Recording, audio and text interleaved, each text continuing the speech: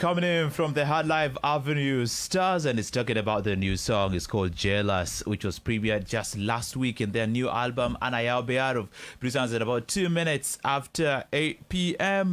You listen to the Power Drive here on Advanced Youth Radio with me, Sweetheart Sambro Lupai, and it's time for Chat with Sambro in the Power Drive show. Today we have one of the most influential Africans. Hey, by the way, I think it's exciting to have him in the studio and not just connecting remotely. I think it's something that is so exciting. And for those who are watching us live on Facebook, welcome to the show. I know we're trying to fix this, and hopefully for those who are watching on Facebook, you can be able to also let us know where you are watching from and if it's loud and clear. All right, so if it's loud and clear on Facebook, just let us know and we'll be excited to get in touch with you. Inside here, of course, the African village boy, but of course one of the most influential Africans Africa has ever gotten, Wode. Yeah, brother, it's good to see you, man. Good to see you, man. Yeah. So it's no longer like a YouTube star. Like, oh, okay, so what is Wode new content on YouTube? And you check and be like, okay, Wode is in Kigali, Wode is in whatever. And now Wode in South Sudan. Amazing, man. I can't even believe that I'm in South Sudan, man. But like, that was going to be my very first question. Can you believe that now you're here? I can't believe it myself. I mean, it happened all of a sudden. This is a country that a lot of people were telling me not to come based on what has happened in the past. But, I mean, I'm that guy who takes risk all the time. I always want to go to every country to tell my own stories. So, basically, I took it upon myself to come. And trust me, I'm living my best life in here. So, you disregarded whatever people said and you're like, no, I'm going to South Sudan. That's what I always do. So, technically, what was your picture like, regardless of whether people said it or not? What was your picture of South Sudan? I mean, what I know about South Sudan is literally war. I mean, like, even researching on the internet, I never saw anything positive about this country. So, I mean, telling your mom that you're going to such a country, telling your friends that you're going to such a country, telling people close to you, people who love you dearly, that you're going to such a country, I mean, was something that a lot of people don't take it very well.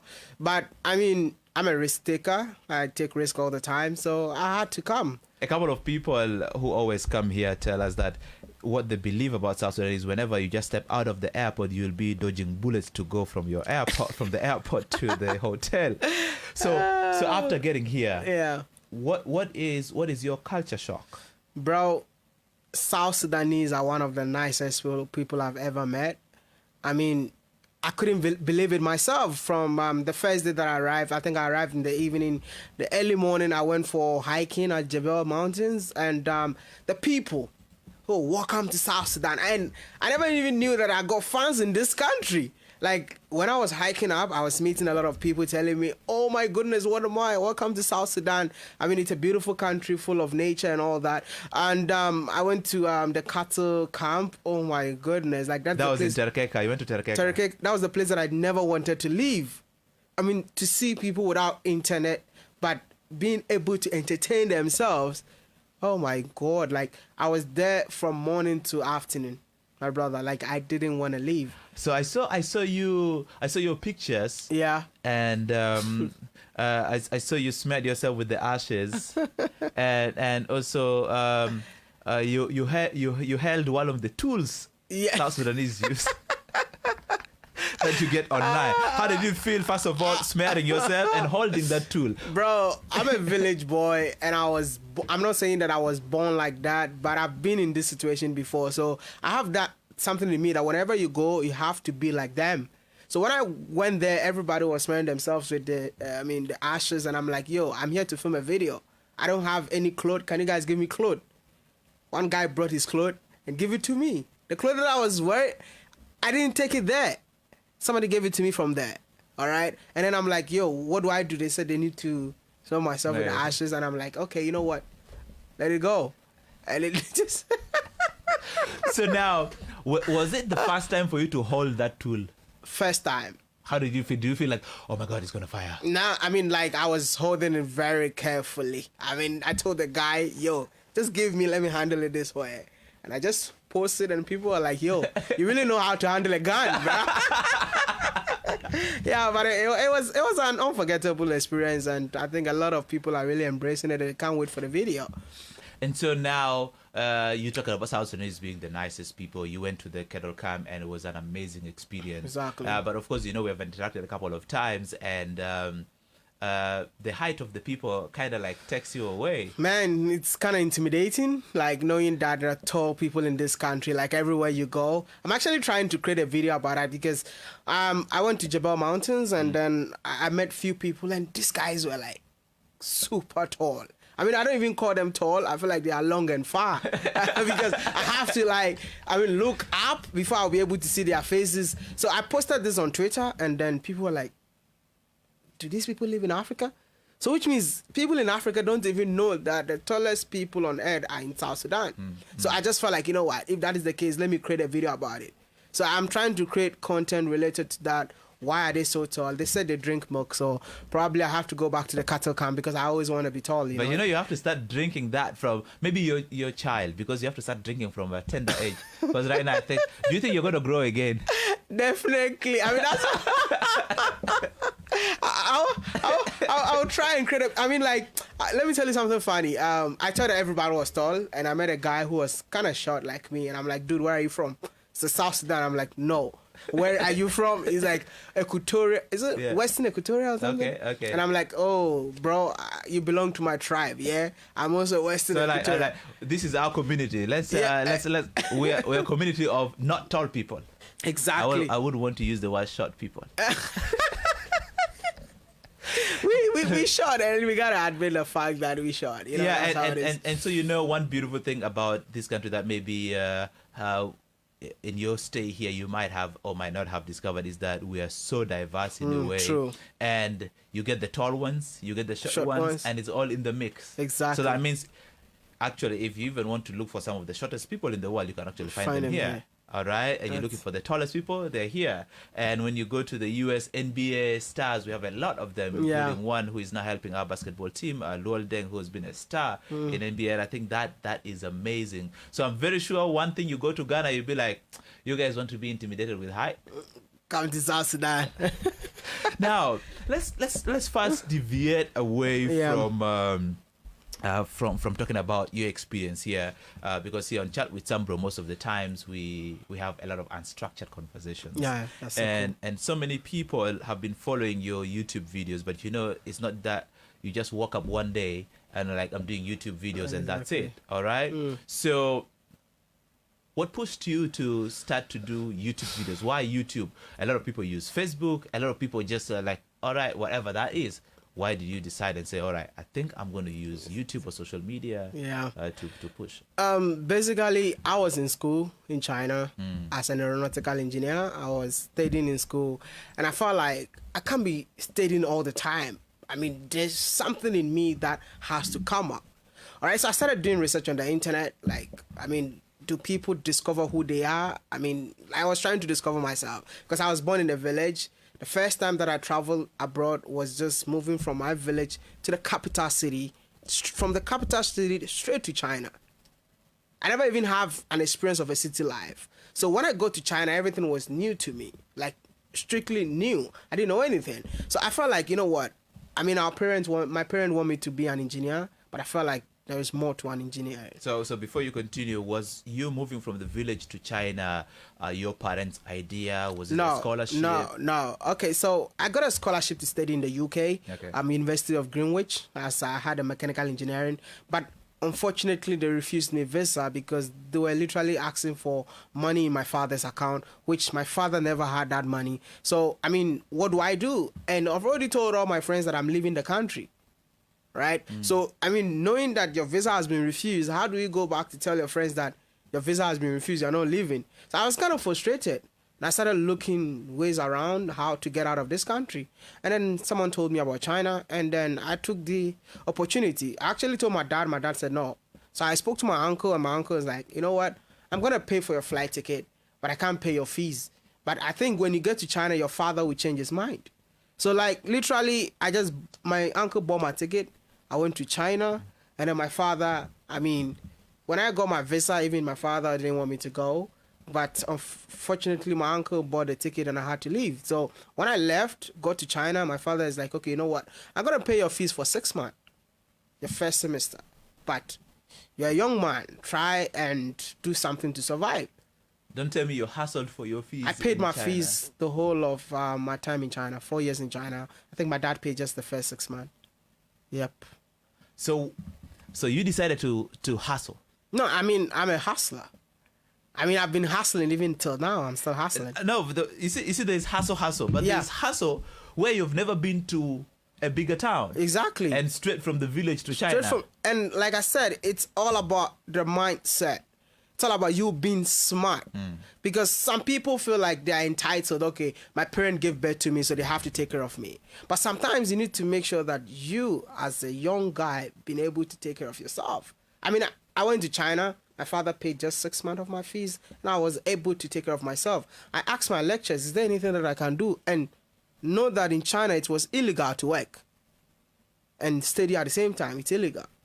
So what I did was I asked my teachers, like, is there anything that I can do to make money? And what they told me was, like, when you bring student to China, we'll give you 15% commission of their school fees every year.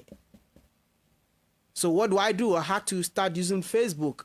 Study in China, advertising. I mean, people will come, they talk to you for like lengthy hours, but at the end of the day, I managed to get 4 students, and 4 students paid my fees till I graduated. Did they know they were paying your fees? They didn't know. So you used somebody's fees to pay your I used own. somebody's fees to pay my own fees. So when it comes to like, what do you call it? Accommodation. I was working in China, even though it was illegal. I was doing teaching until I got arrested for teaching English. But my lectures paid for me because I also became a lecturer in my university. Teaching English? Yeah, in my university, because we have like pilot student who wanted to study abroad. So being a smart student, the teachers was like, this guy qualifies to teach these people. And I'm like, yo, you know what? Give it a shot. So now there's teaching. Yeah. And also there's bringing people to China. Exactly. I also sold hamburgers. And now they're selling hamburgers. I sold hamburgers in China. And there's you being a student. Exactly. And then there's YouTube. There's YouTube. So let's connect all this stuff. So, when I was doing all these things, even when I started YouTube was not paying me. YouTube was not paying. I was just trying to discover myself because I realized that I enjoy talking. So doing research, I'm like, why can't I talk to be paid? I'm talking, no one is paying me. And that is when I discovered YouTube. Those days, even if you put a video now, YouTube has to pay you at that very moment. You understand? Now things have changed. So I started uploading videos, but it was not in my mind that I want to make money from YouTube. I was just putting videos, trying to discover myself.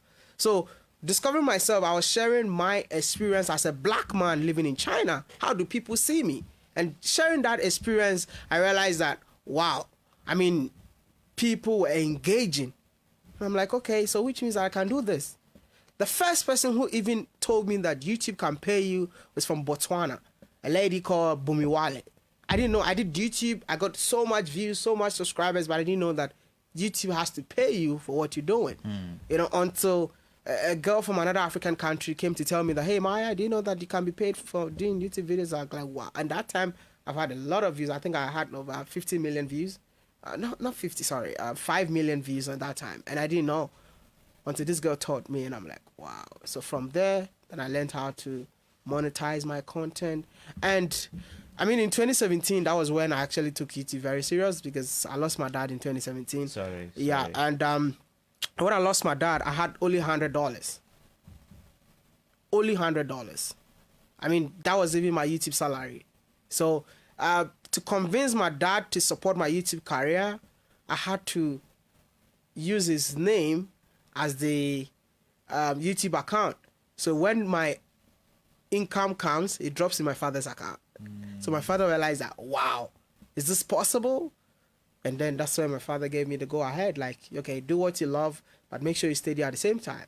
And that's when my father supported the whole movement. I mean, in 2017, I came back to Ghana after school.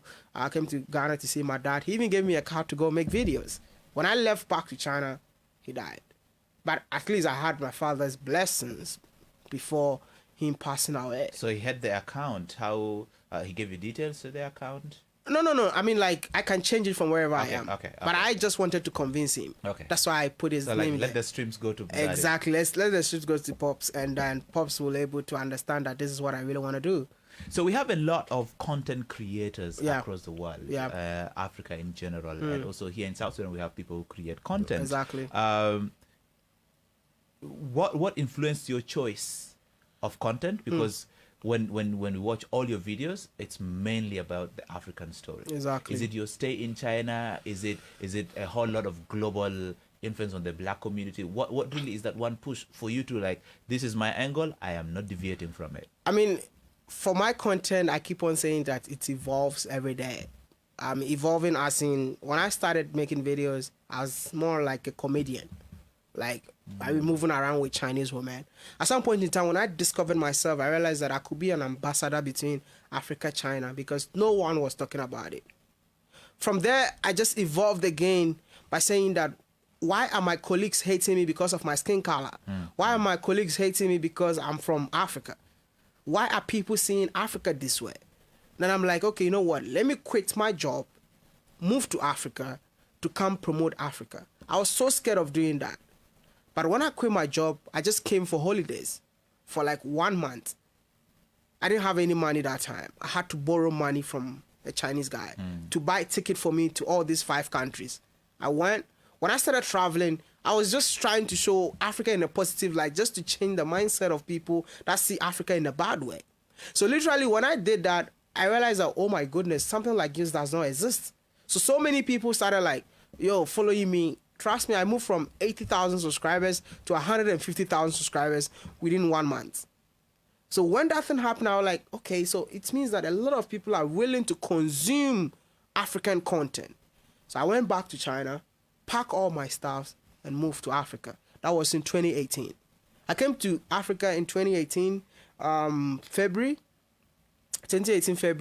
with 100,000, like 150,000 subscribers. Now I got over like 700,000. You're heading to 1 million now. Exactly. So from there, I realized that, okay, you know what? Then let me continue traveling and showing Africa in a positive light. But when I started doing that, during COVID, I couldn't travel anymore. And then somebody wrote a negative comment. I mean, he was trying to criticize me. But to me, your criticism, I take positive stuffs out of it. I mean, what you see right now, what I've built so far, it's based on negativity. I mean, people who trying to trash me, but I don't know that I'm learning from them trashing me. You know, so somebody just left a comment, oh, you keep on showing the beauty of Africa, but it's not owned by Africans. I'm like, okay, but what you're saying to make sense. Let me evolve. And look for the ones that is owned and by look Africans. for stuff that are owned by Africans.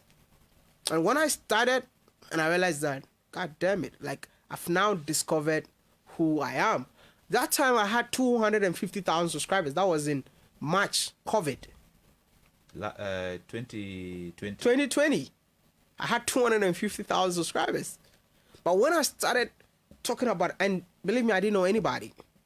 I just traveled. I went to Kumasi. I don't know if you've heard it before. Kumasi is a city in Ghana. I went there, and then they started like, a woman invited me to come and promote her resort. When I was promoting the resort, I'm like, okay, you said you own this resort? I actually got a comment like this. Can I talk to you about your resort? Brother, the video that I promoted the woman's resort did not even do well. But the one of interviewing her, knowing that that resort belongs to her, blew that. And that, the rest is history. So I started moving around. Oh, do you know anybody who owns stuff? It's an African.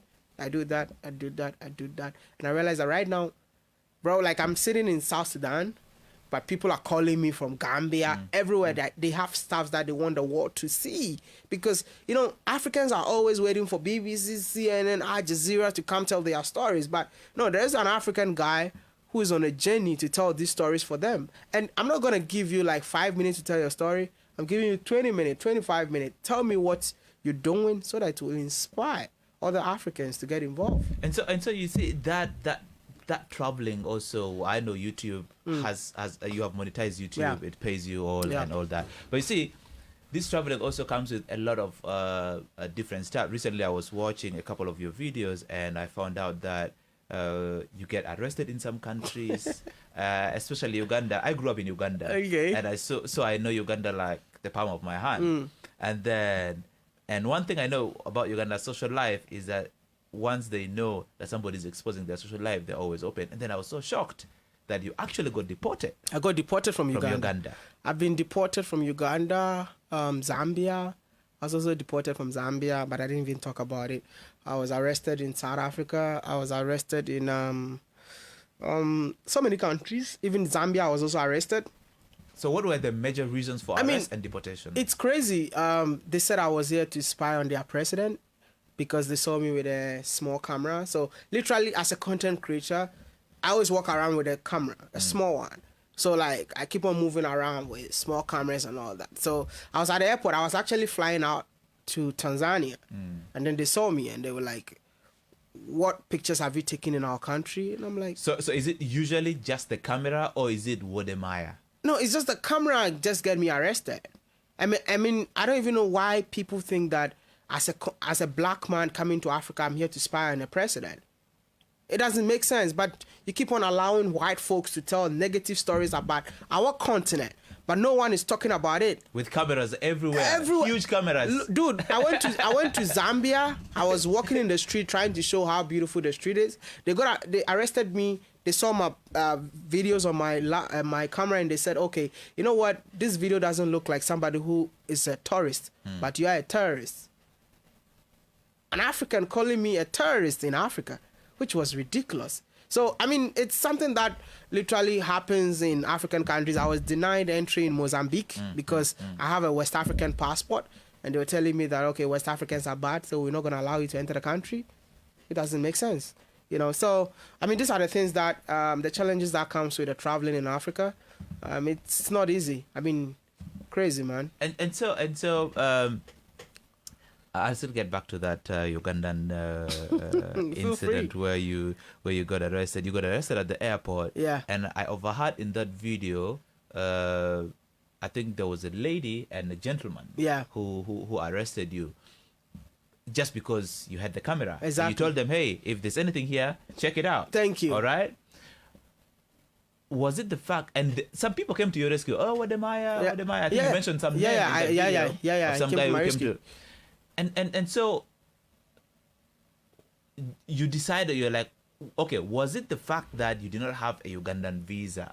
I have Ugandan visa. Okay, I was just moving from Uganda to Tanzania. This lady just boldly told me that I will make you miss your flight. Bro, I mean, I've never seen anything like that. And that is why I have nothing against Uganda, but that would be the last country I'll ever visit.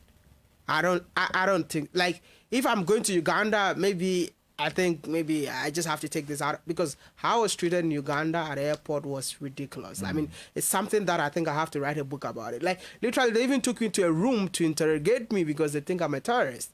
And at the end of the day, it's just like the man switched on the light and then found out that, oh, that's Wode Maya. And that saved me. Imagine if that man had not. So what's your experience like here in South Sudan with regards to? I mean, like, it's crazy. Like, I'm not gonna lie, because what we're trying to do is literally positive. We're trying to put the country on the map, because literally I've seen so many things in this country that I think we need to, put light on, right? But this is a situation that you can't film anywhere. You can't film anywhere. And drones are not allowed. ID. You have to move around with your ID. You have to stay in the car all the time. I mean, we wrote letters to, the whole national security that, okay, we're coming to the country and all that. I just want to put Africa on the map. I just want to change the narratives. I just want to see people traveling to African countries. I'm not a terrorist. I know, like, sometimes people think cameras are, but, I wrote a letter, but still, it's hard to film.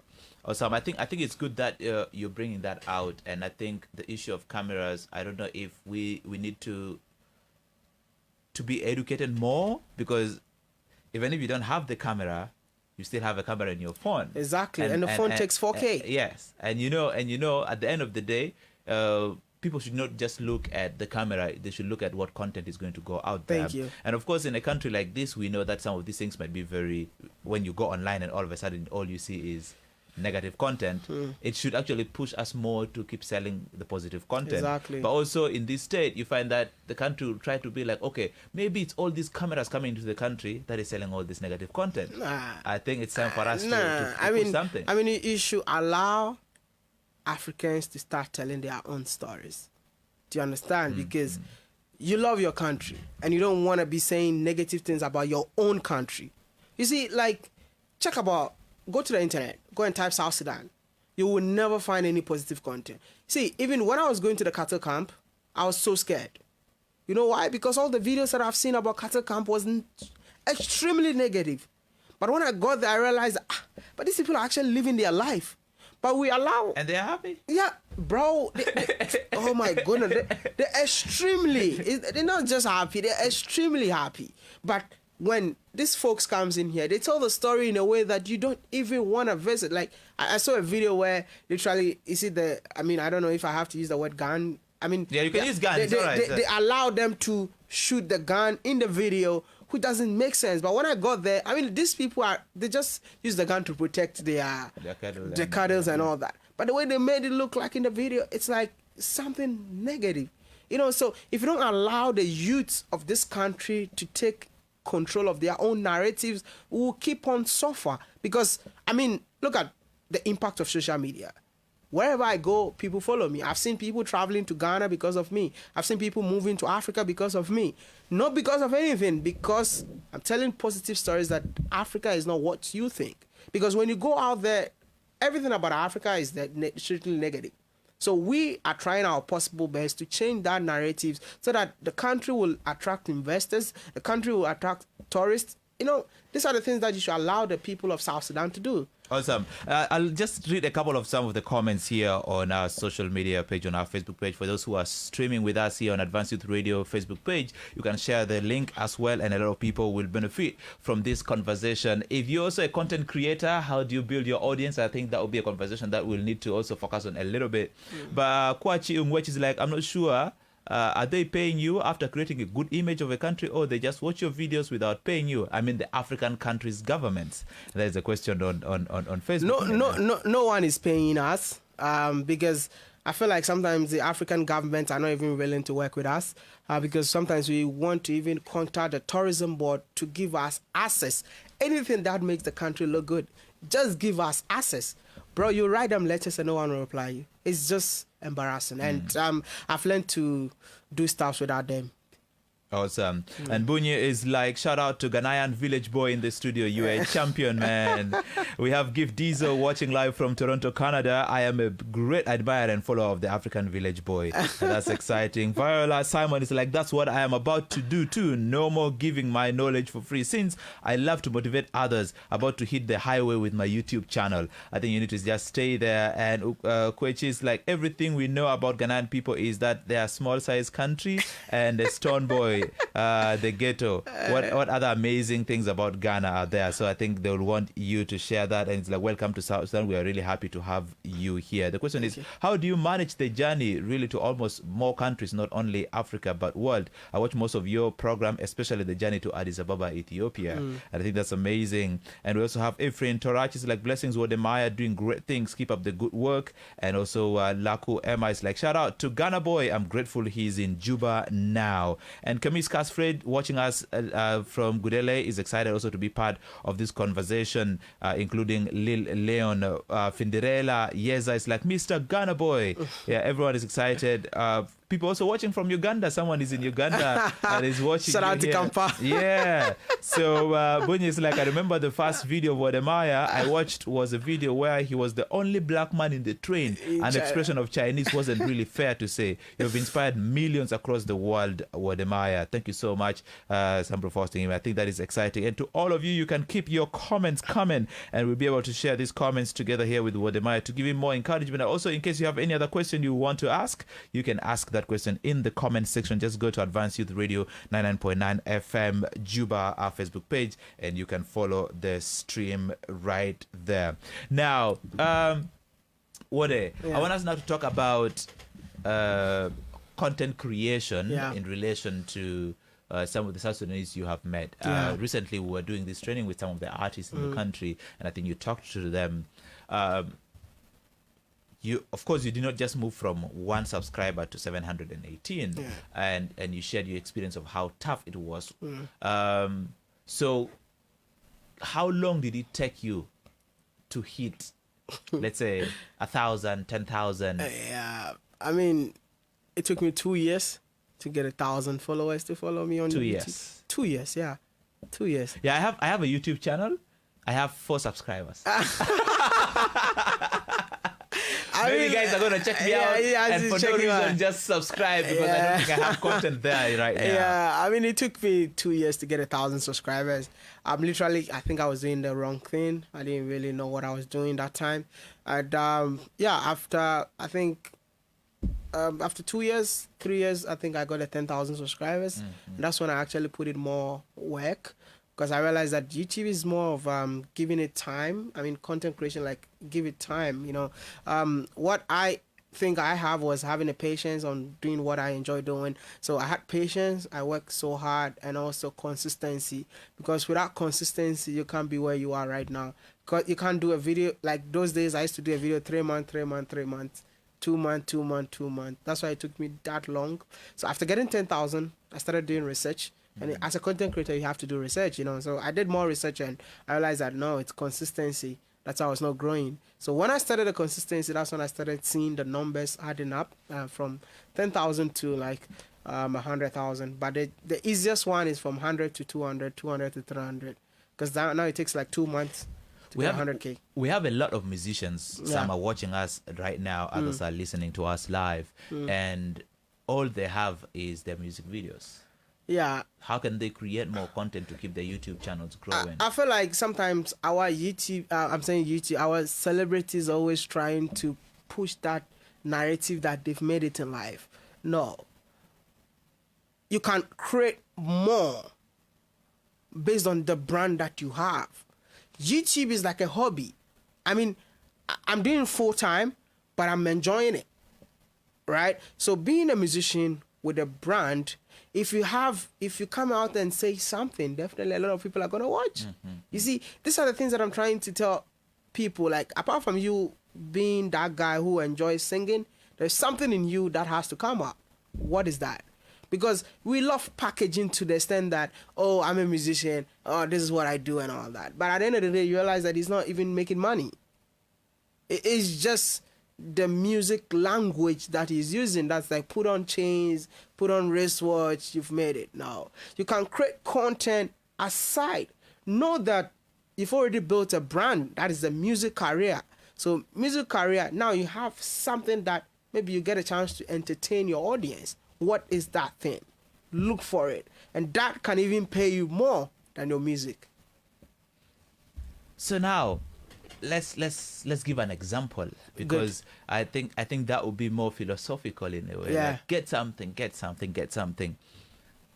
Let's say last time you mentioned, let's say Shatawale. Shatawale is exactly. one of your friends. Yeah. And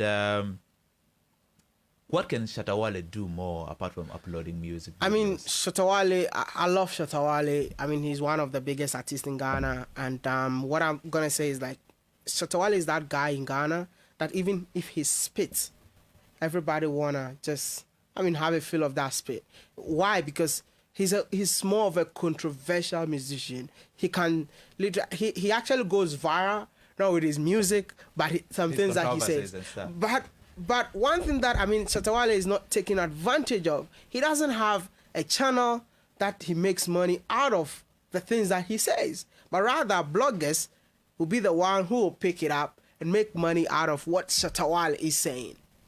Do you get what I mean? So if Shatawale like that, anytime he want to come and create controversy, he has a YouTube channel purposely for those controversies. Whenever he want to say something, he put it on his YouTube channel, which is different from the music career. So that is the other side of Shatawale that the bloggers are eating from. Now, before the bloggers eat from, Shatawale is the one who is going to eat from that. Before the bloggers even have and whatever. And he can actually protect that content. And he can even put copyright on them. So any blogger who wants to use it, all your money will still come to Shatta Wale. But these are the things that our people don't know.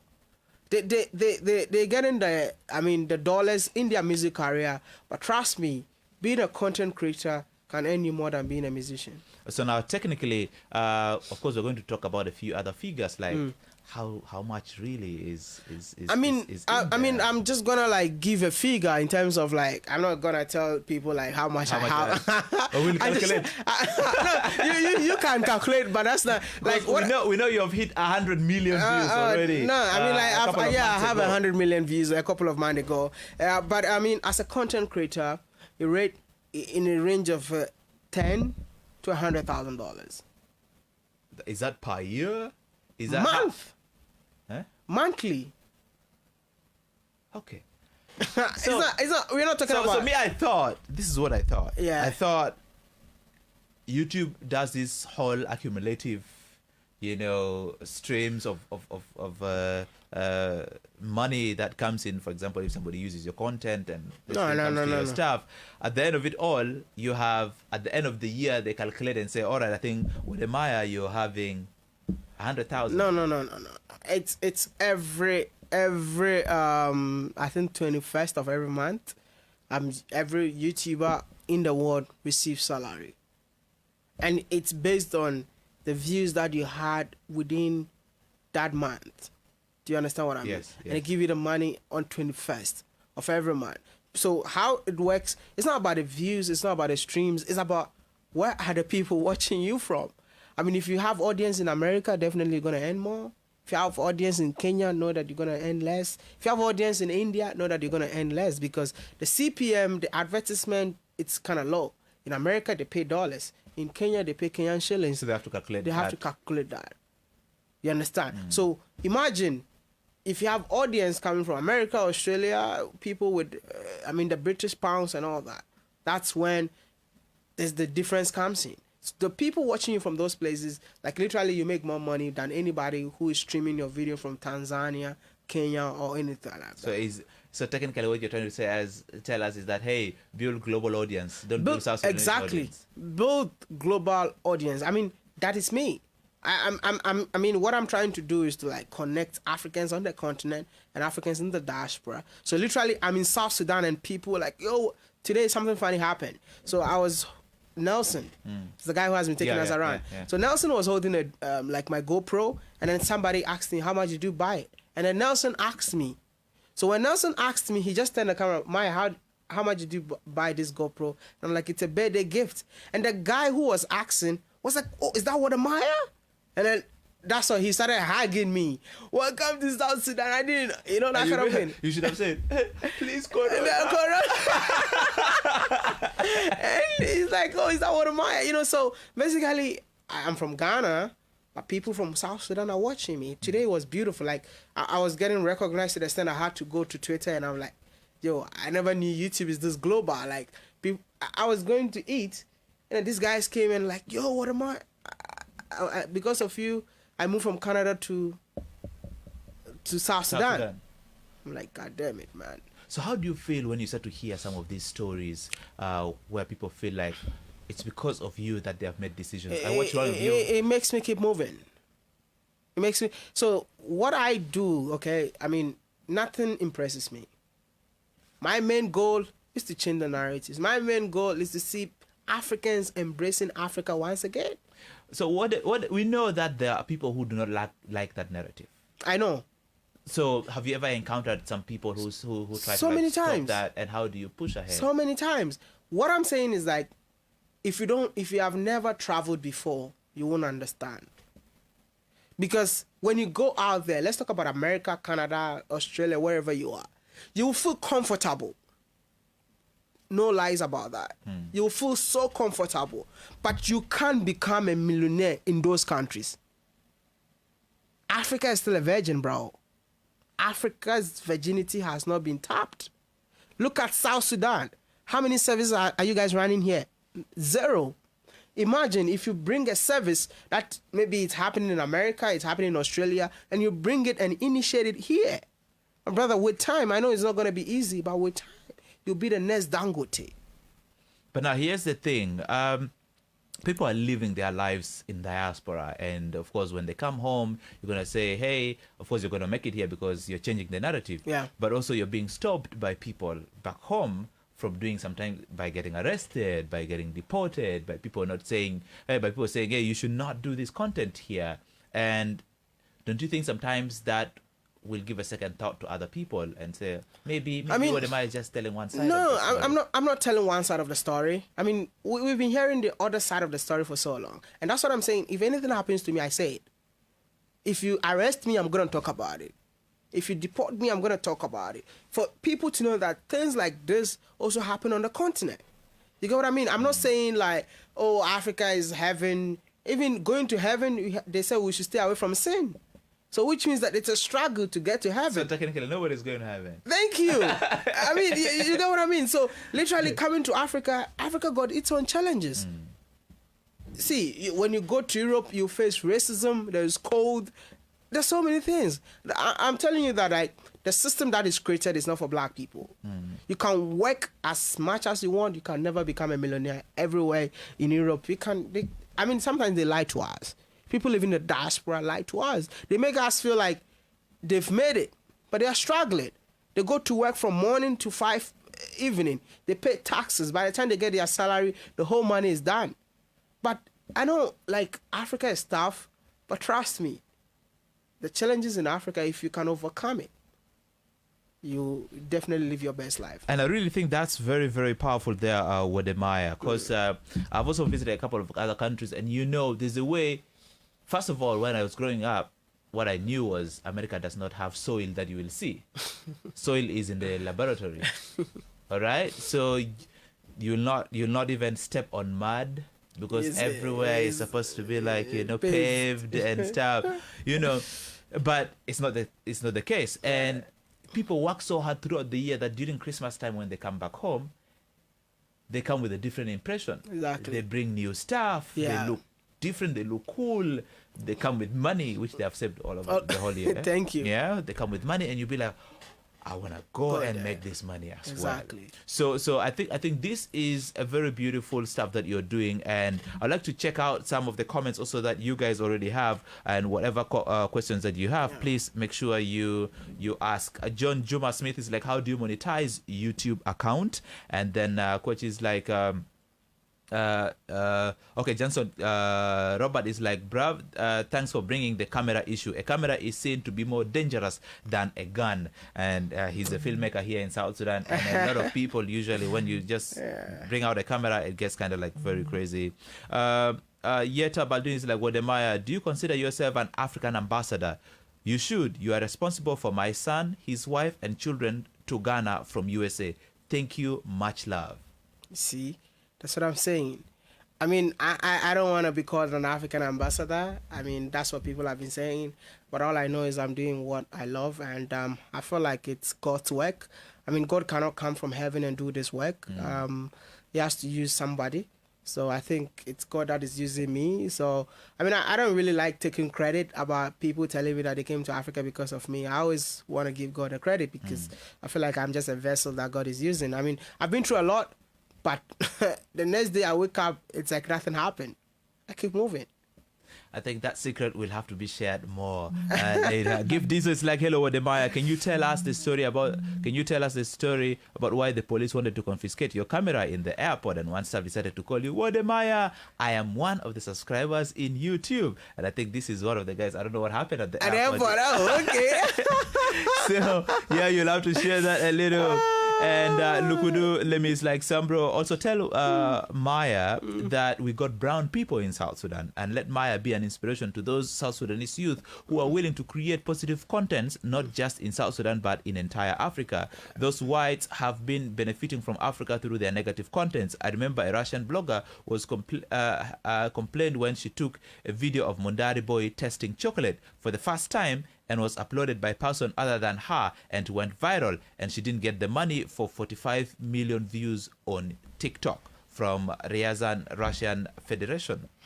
That's crazy. And then also Kimbo Valentino is like, hello, I was I was actually the guy who called your name at the mountainside. I love your content, bro. Shout out to you. And that is Kimbo Valentino. And of course, we also have Moi Dutusans following us live. Betty Meling, Geoff Nyai from Australia. And also... we have Nelson Kwaji following us, and also Kwachi Umwech following us. Now, in case you love Wode, you love the content he's creating, you love his story, you love whatever he is doing, I want you to put on the comment section, I love Wode, and put the love, and let Wode see that the people love him. Just put there, I love Wode. So let him see it, and let him feel more inspiration so he can continue doing what he is doing. Just put there, I love Wode. And hey, you're coming up with a masterclass tomorrow. Yeah, I'm coming up with a masterclass tomorrow. I'm trying to teach South Sudanese people how to promote their own country, because like I said, it's time young Africans take in charge of their own narratives. And like I said, I always do transfer of knowledge wherever I go. Whatever I'm doing, I want to spread it, because I can't do everything by myself. So whatever I know, I want to teach tomorrow. Anyone who is willing to pick up a camera, I know it's hard to create videos in here, but anyone who is willing to pick up a camera and start doing something, create something for themselves, and also being able to put their country on the map, I'm just going to try my best, create content with them, and also show them the way. Yeah, that's what I'm doing tomorrow. And I think Nelson would have talked more about that, but he's not here. Awesome. Yeah, I think it's happening at the Defy Hate Now office. Defy Hate Now office, and I think that's where the masterclass is gonna happen. I have one of my friends all the way from Comoros, Abdul, and he's like, I admire my favorite YouTuber. Hope to meet him one day. Very soon. And oh man, I hope you'll be visiting Comoros very soon. Very soon. So one thing about this guy, I think you guys can easily connect with Abdul from Comoros, because we went for a program together in the US, and he knows that Comoros is always isolated from the African continent. When you look at the map, there's always Madagascar, and then sometimes they don't put those islands. So he would be like, my name is Abdul, I am from Comoros, the 3 islands in the north of this channel. Like, that is how he does his introduction. That in the 6 weeks we spent together, by the time he left, almost everybody there knows about Comoros. Amazing. And I think that is something that is so amazing. When I'm going to Comoros, I'll definitely ask you for his contact. You should check out Abdul all the way from Comoros. Yes, I can see you guys showing the love to Wode. Keep those comments coming. Just put there, I love Wode, or you can just put the hearts there. I can see all of you guys supporting Wode. Now, Wode, I think we can move on from here. Just have a couple of other minutes before we officially sign out. South Sudan should move on. There's a lot of content that is negative. True. But we also wanted to get connected to the rest of the world. Yeah. And Ghana has, you met the former president of Ghana. Exactly. And Ghana is one of the countries that we feel is like a model to Africa in one way, because in terms of like democracy and its governance, how sensitive should we be when we are sharing content related to politics and like democratic governance and stuff? I mean, it all boils down to the system that you face in your country. The system in your country. In Ghana we have freedom of speech, but do you think you have freedom of speech in your own country? You have to study the environment to know what to talk about, because some countries, when you go, whatever you say, they're gonna come for you. You know what I mean? So it's either if your country works like that, like in Ghana, you can't say anything to the president and no one cares about it. If it works like that, but whatever environment that you are, make sure whatever you're saying fits the environment that you found yourself in. You understand? You can't be like a target maybe because you're talking against the government, knowing that you don't have any protection. You get what I mean? But I live in a country where I can say anything that I want. If you go to Ghana, Nigeria, you can say whatever you want. So basically, the African countries, like, you can't go to Rwanda and start talking about the president. It has to be positive. It can't be negative. So basically, know your environment and know things that you need to do and things that you don't need to do. You get what I mean? But there's so many content. That doesn't have to be anything with politics. But if you love politics, if you really want to change something, maybe you can start, but make sure you're doing that. You have protection, man. 5 things that you have seen in South Sudan that you think content creators or upcoming YouTubers can sell about South Sudan. the culture, Okay. the diversity of the people, the food that you eat in here. I mean, the way of life in South Sudan and the beauty of South Sudan. No one is talking about it. Let's talk about the women. Oh my goodness. Yo, but I mean, like, I've seen gorgeous women in here, and I was actually warned. I mean, it's so funny. I was warned in I went for a boat ride, a boat cruise. And before I went for the boat cruise, I met this fan, very beautiful chick, man. And then, like, she said, hello, what am I? And I'm like, wow, that's so sweet. You know, I never knew, like, I mean, a beautiful chick would discover me in here. So, like, literally just had, you know, it just left. And then we started talking. We started having a conversation on the boat.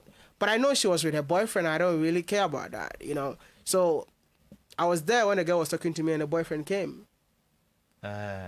He came and then hold the neck of the girl. Yeah, man, like dragging her. Like while she was talking to you? While she was talking to me, because the girl had my phone. So, like, she dragged the girl to her side, and I'm like, yo, bro, you can't do this, man. I mean, but his friend also came, and then just, like, started pointing his hand on me, and I'm like, God damn it, like, is that how people act in this country? So I started asking questions, and people are like, oh, that's how things are. And I'm like, yo, but that's not so cool, you know, because women can choose who they want to be with.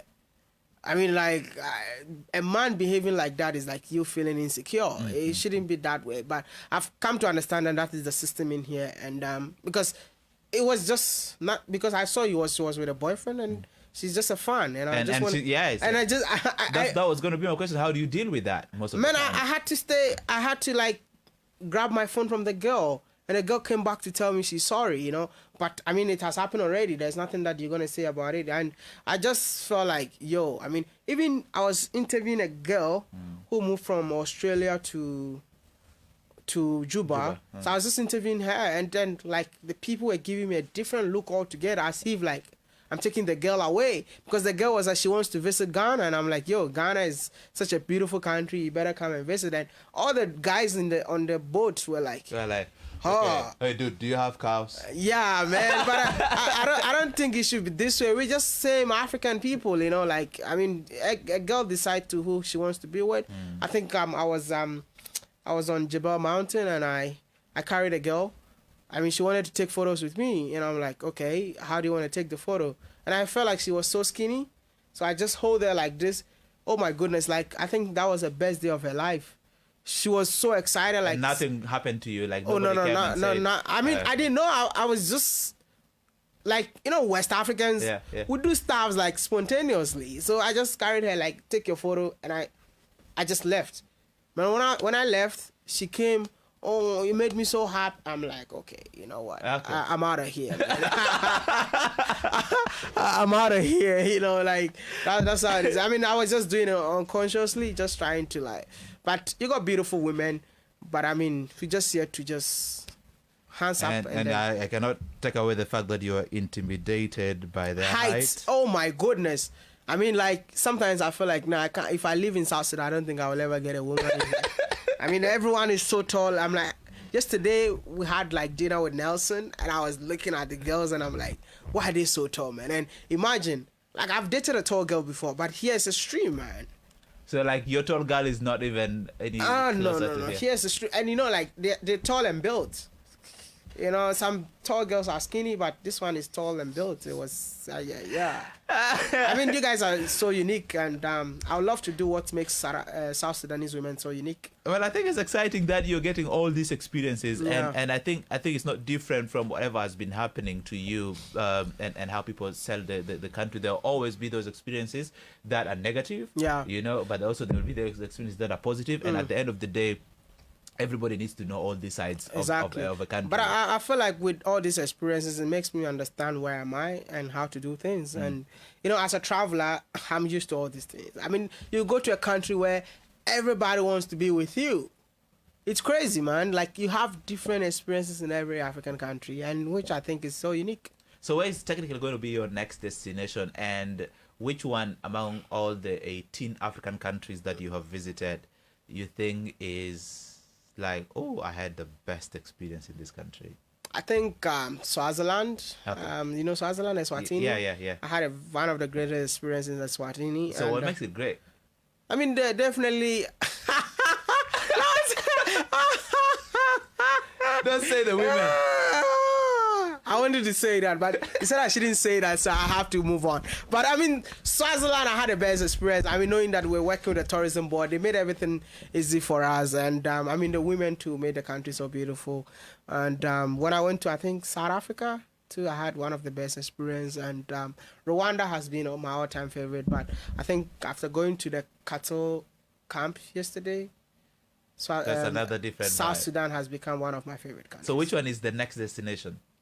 I'm going to Addis Ababa. I have a conference to attend in Addis, and then from Addis, I'm trying to enter Somaliland, and definitely I'm gonna be around East Africa. I'm actually going to Namibia on the 5th of May. Yeah, so I will move around. Are you hearing the same things you hear about South Sudan when you hear about Somaliland? I mean, Somaliland, I think that was the scary place that everyone is telling me not to go. But like I said, I'm that guy who takes risk. And I don't think God will just let me, of all the things that I've done, He will let me just anything happen to me. So I'm just going with the flow. Awesome. And yes, for those who have just joined, better late than never, we are talking to Wode here on Advanced Youth Radio 99.9 FM in Juba. My name is Sweetheart Sambro Lupai, and a lot of you on social media, especially on Facebook, have sent a lot of comments that I cannot read all these comments, but one thing I know is you have shown Wode a lot of love, and is excited that he is telling you guys the story of Africa that not so many people are willing to tell. And if you can look at all the hearts people are selling, there's a lot that people are sharing right now. Thank you so much for the love and support, man. I think a lot of people love me on the internet. It's crazy. I mean, it's crazy, bro. I lost my drone and I received 5 drones. What? I'm telling you. I lost my drone and I received 5 drones. I was raising money for somebody and then we had $10,000 in a week. I mean, the love is just too much because I'm being myself, you know. That's what I tell people, like, whatever you want to do, be yourself, do it out of a clean heart, be honest with the people, and trust me, people will connect to you. Because I can even do a video wearing my singlet. I can do a video wearing my short because I'm being me. This is who I am. And that's what I think people have connected to me. And I mean, the love is just unconditional, man. So for example, you go to a country and somebody feels like, oh, I have this brand that I also want to push out because, hey, it's me who created it. But maybe I don't have a lot to offer. What's going to happen? I mean, I do it for free. In South Sudan, I'm doing everything for free for people. I'm promoting people for free. Like, literally, some countries, like you go to Nigeria, you can't do stuff in Nigeria for free. It's a big country. Ghana, you can't do stuff for free. It's a big country. People wants to sell their product. But some countries are struggling to come up, you know. How do you create the distinction so that people watching your videos don't feel like, okay, you are actually advertising this, but you are telling a story? Yeah. How do you create the two different? I mean, like, most of my videos are like advertising. But I'm actually telling a story that you won't even know that it's an advertisement. You understand? You have to be like, you know, you shouldn't just go for everything. I make sure, like, the story that you want to advertise, is it worth it? Is it going to inspire people? Like, when I came in here, I met the Shilu Anna guy, the guy who developed a taxi app. The story is impressive. Like, I mean, this is a story that I think is going to inspire a lot of people. I'm going to share that story. I mean, like, I'm meeting people that are doing incredible stuff in this country. I mean, I would love to meet more. If you're watching or if you're listening to us and you have an incredible stuff, I mean, something that is adding value to the country and you want to share, I mean, feel free and reach out to us. I mean, hotels, resorts, if you built it yourself, feel free. I mean, we just want something that will inspire people. And that is more African and local. And only African, only. Awesome. And I think we are already on the dot. Wow. And let me know if there are any final thoughts you'd like to share with South Sudanese and also the global community of Advanced Youth Radio watching us from the different parts of the world. What will be that one thing you want them, what will be the one thing you want to tell them so that maybe from this conversation they can start an action? I mean, I would tell, first of all, my message to South Sudanese, enough of the complaints, right? There are so many opportunities in here. Don't be too lazy. Grab that opportunity that you have now. Make it work. I mean, you might not see results right now, but you might see results in the next 5 years. To South Sudanese in the diaspora, this country belongs to you. I mean, the country has been through a lot, but never turn your back on your motherland. You know, Master KG said, no matter where you go, remember the road that leads you home. Home will always be home. South Sudan will always be home. Come and help develop the motherland. I know the system might not favor you sometimes, but trust me, there's no place like home.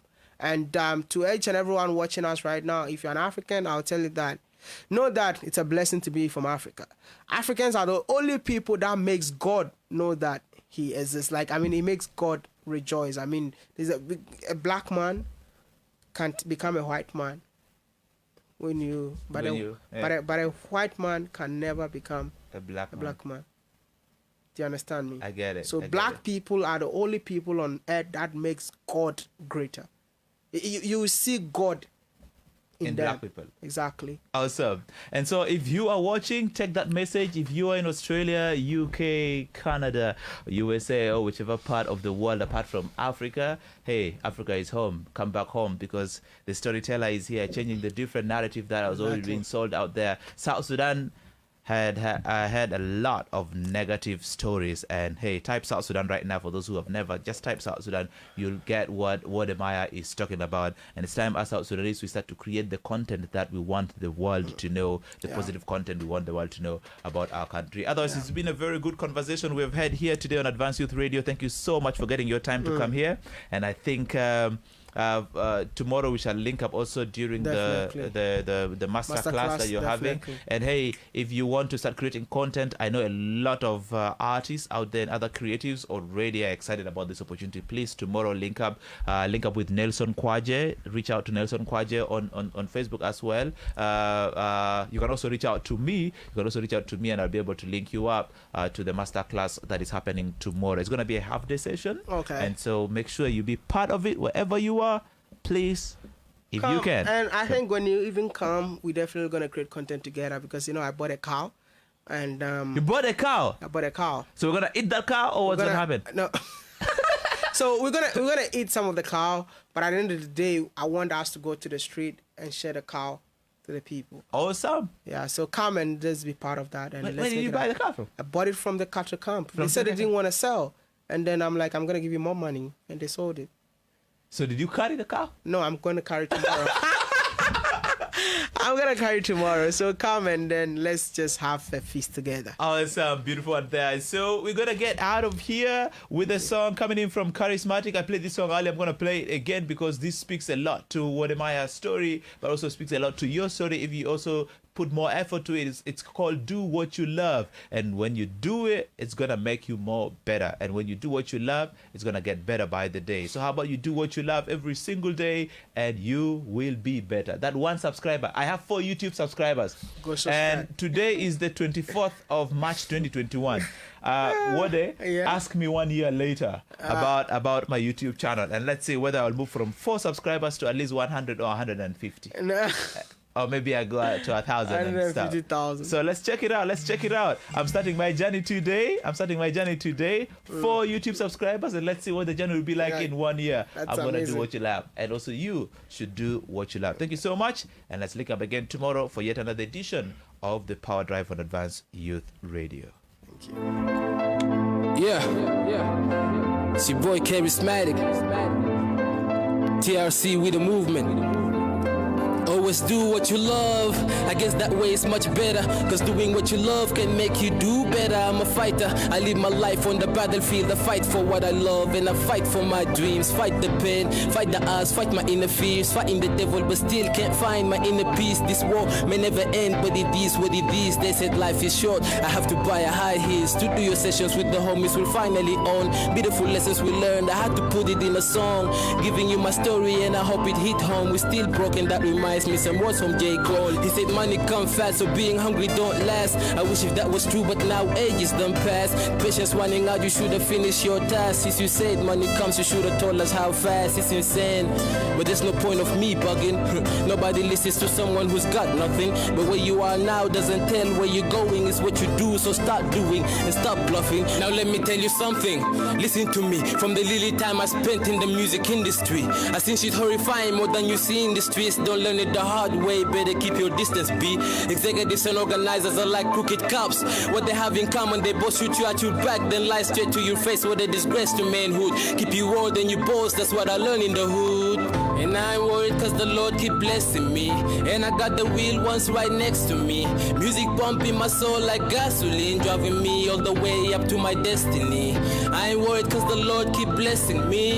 And I got the real ones right next to me. Music pumping my soul like gasoline, driving me all the way up to my destiny. Sikatanina deo kap, I kap. Nastani sibu a shano sab, shano sab. Rahade Billy go will if you go buria jek. Hina jafi dunya de aslan letab. It's a beautiful pen with lots of experiences learned, a lot more knowledge to gain, putting me on top of my game, Yeah, nothing has changed, the same handsome boy.